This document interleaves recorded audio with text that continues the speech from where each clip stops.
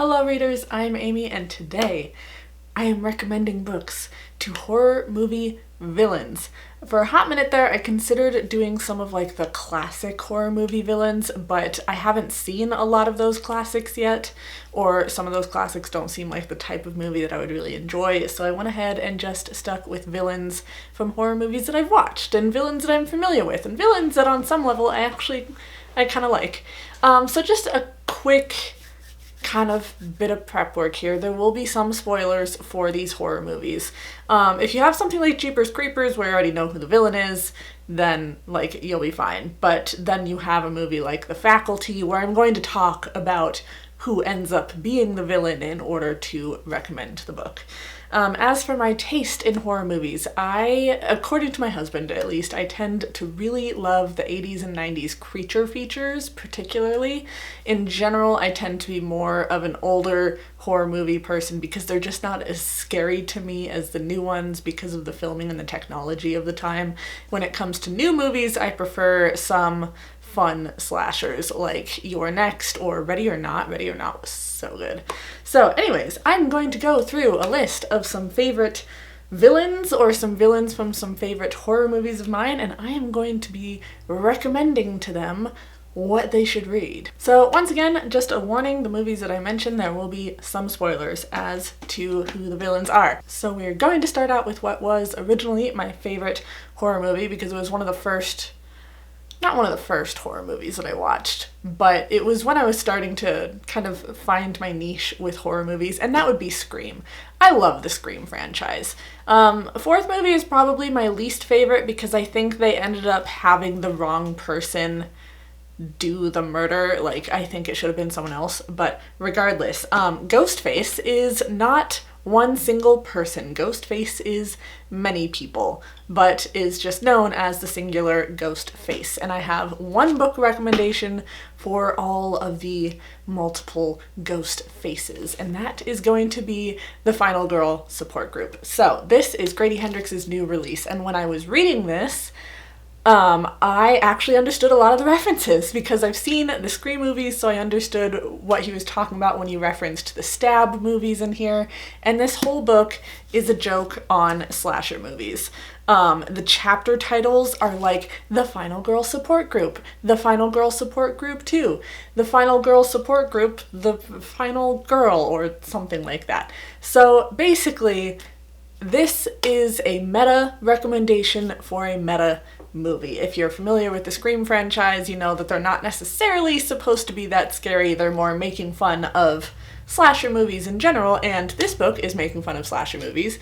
So I want to recommend this book to Ghostface as kind of some prep work for the slasher movie genre. As Ghostface gets ready to kill their next set of victims, maybe they should do some research on slasher movies.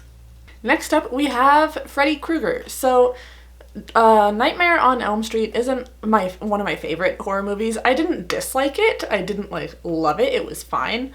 I don't know that I'm gonna watch a lot of the follow-ups to it. Like, I've seen the first Halloween. I thought it was really boring, honestly, because nothing really happens. And then Nightmare on Elm Street, it was fine. I'm not really interested in seeing the continuation like I was with Scream. But I thought that Freddy Krueger would be a fairly simple book recommendation for me, so I went ahead and put him on the list. Also, it's a movie that I've watched recently. So, if you're familiar with Nightmare on Elm Street, Freddy Krueger, honestly, I hope that's the right villain name. I'm a horror newbie, so please... Actually, never mind. Don't not roast me in the comments. Just roast me in the comments for my horror babyhood. But anyways, Freddy Krueger. He is a dream monster. He attacks people in dreams, and people try to bring him out of the dreams and into life so that they can try and get back at him and destroy him, get rid of him, all that. So, for the sake of simplicity, I decided I'm going to recommend the Dreamblood Duology by N.K. Jemisin. This is not my favorite N.K. Jemisin because I myself am not super into dreams when it comes to writing. I don't particularly like dream sequences, and the dream magic in these books, or at least in the first book that I read, wasn't really my thing, but being centered on dream magic, I think that it would be right up Freddy Krueger's alley. it would be right up Freddy Krueger's alley. A dream monster reading about some dream magic. Then we have the Descent creatures. I have seen both of the Descent movies. I really liked them.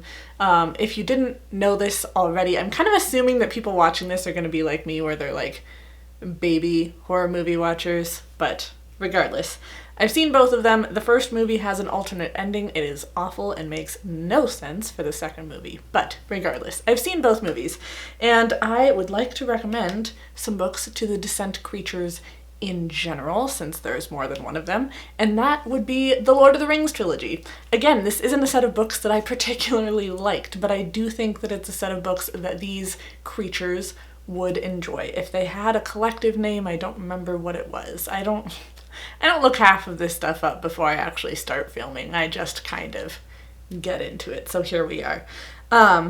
Lord of the Rings, because Gollum. I think that they would find Gollum relatable. It would give them a chance to kind of explore the outer world without having to leave their cave, and they can see what this cave dweller's experience was like when he went out and about in the world. And granted, Gollum's ending isn't all that great, but maybe they would just read like the first book and be happy with it and maybe compare their cave dwellings. Sometimes, though, it's just nice to see some representation of yourself in a book, and for the Descent creatures, I think that representation could be found in Gollum. Next up, I did have to look this up because I, for the life of me, could not remember if the guy had a name. The Jeepers Creepers villain, apparently he's just called the Creeper. This movie was almost a little bit much for me, mainly because of the ending. I'm not big on body horror, and it wasn't bad body horror, but it was a little bit much. But I enjoyed the warm-up, I enjoyed the relationship between the characters, and Jeepers Creepers is definitely an interesting villain. Very into bodies and taking them apart and taking the things that he needs from them. And I thought that it would be interesting here to recommend a nonfiction, and that would be The Dark Archives. This is a fairly recently published, like I think in the last year, nonfiction book about human skin bound books. There is a history, particularly of medical texts, being bound in human skin. I think this was like a 4 to 6 hour audiobook, very interesting to read into, and maybe the Creeper just needs some inspiration for what to do with his leftover body parts, because from what I remember of watching the movie, he only needs like certain pieces at certain times. So I'm sure he's got lots of bodily leftovers and he needs something to do with them. Maybe he can get on Etsy and start himself a human skin book business. Reach for the stars, Creeper. Go be an entrepreneur with your leftovers. I feel like this video is getting really morbid, but hopefully it's still kind of funny and enjoyable. My list. Okay, next one. This is my favorite horror movie. Like, my favorite. I saw it, 6 months ago? My husband's pretty good at telling what kind of movies I'm gonna like, and so he was going through and he's like, oh, The Faculty. I think you might enjoy The Faculty. The Faculty is my absolute top #1 favorite horror movie ever. Unfortunately, at this time, I've only seen it once. I need to re-rent it or probably just buy it off of Amazon or something, Amazon Prime, so I can just keep watching it. But big spoiler with this one, maybe not everyone has seen The Faculty like you might have seen some of the other more common classic movies. This is one where you don't really find out the villain until the end. For The Faculty, we have Miss Mary Beth Louise Hutchinson. Very sweet girl, very pretty girl who ends up being a large water-based alien just trying to rehome her family and her planet. She needs a new place to live, and Earth is gonna be it. Initially, I was thinking of recommending the Three-Body Problem, the Remembrance of Earth's Past series, which honestly, I'm not gonna finish. I got through the second book, I'm getting awful comments on the videos, and I'm just kind of disheartened for finishing the series. But anyways, I considered recommending that because it is about an alien planet trying to find a new home, but also it's just really heavy on patriarchy and very anti-feminist, and I want to be a little nicer to Mary Beth. She's going through a lot in life, you know? So I thought that I would recommend something a little lighter, a little more fun, and I remembered reading Prosper's Demon, and it is probably my favorite novella, or one of my favorite novellas. If you haven't read it yet, please pick it up. It's kind of Exorcist adjacent. You have this priest, this exorcist, who's going around, and there's a limited number of demons. Like, there are, say, 300 demons in the world, and you can rid someone's body of a demon, but that demon has to go somewhere. And so he's basically going around ridding people of these demons, and there's this one particular demon that he keeps coming across over and over again, and the demon's just like, oh shit, it's you again. And this novel is morbidly funny, darkly funny. I loved it. I had a good time, and I think she would have a good time. Like, this demon is just trying to get his demon job done, and this priest is just trying to get his exorcism job done. Everyone's just trying to do their thing, and they happen to be getting in each other's way. And I think she would relate to that, and I think that she would have fun with this book. So, Mary Beth, once you find a new planet to home yourself on, go enjoy yourself. Pick up Prosper's Demon, put your feet up, relax, get a cup of tea or murky water, whatever underwater aliens drink. Next one is not really, I don't consider it technically a horror movie, but it is a horror movie, really more of a musical, and that would be The Little Shop of Horrors, and I would like to recommend something to Audrey 2. So, Audrey 2, trying to populate the earth with more Audrey 2s. He doesn't have a lot of time on his hands, so I'm going to recommend a short story from the 100 Vicious Little Vampire Stories. I don't remember the title of it at the moment, but I am talking about the Rosebush vampire story that I've mentioned from time to time whenever I discuss this book. It's a short little story about this rosebush trying to get blood from its caretaker. It stretches out, it reaches out its thorns, it's almost there, and then the guy moves or something or cuts back the rosebush. But nonetheless, it's a vampiric rosebush, and I think that Audrey 2 would really relate to that and would get to enjoy a little bit of reading that's not going to take up too much of his time. Because like I said, Audrey 2 is busy. He's got lots going on. He's got lots of baby plants to try and make, and much like many of these other monsters, he's got some population control to take care of. So, busy guy. Fright Night. Fright Night and Jerry the Vampire. I've actually only seen the new one the whole way through.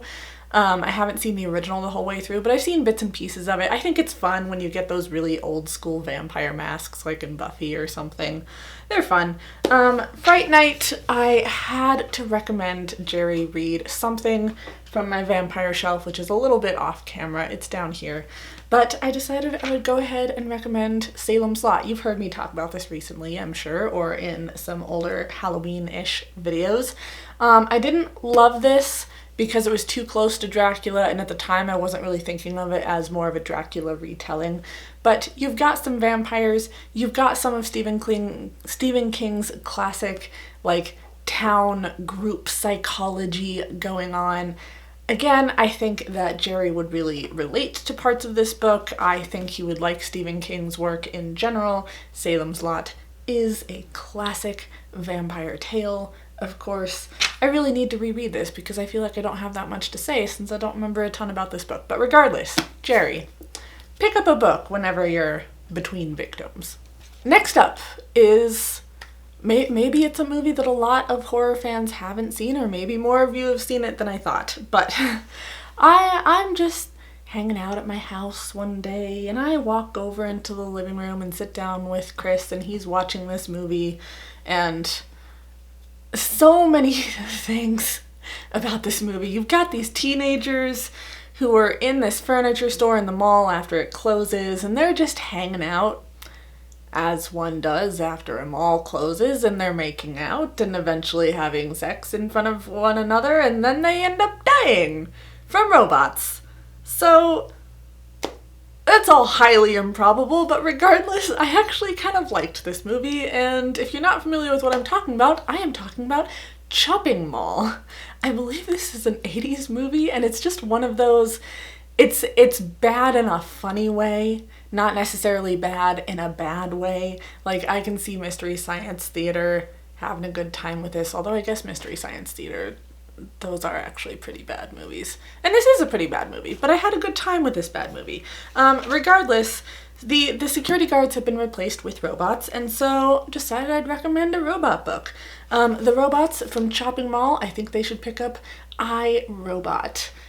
They clearly like being in charge and making decisions, and they're trying to protect this mall and all.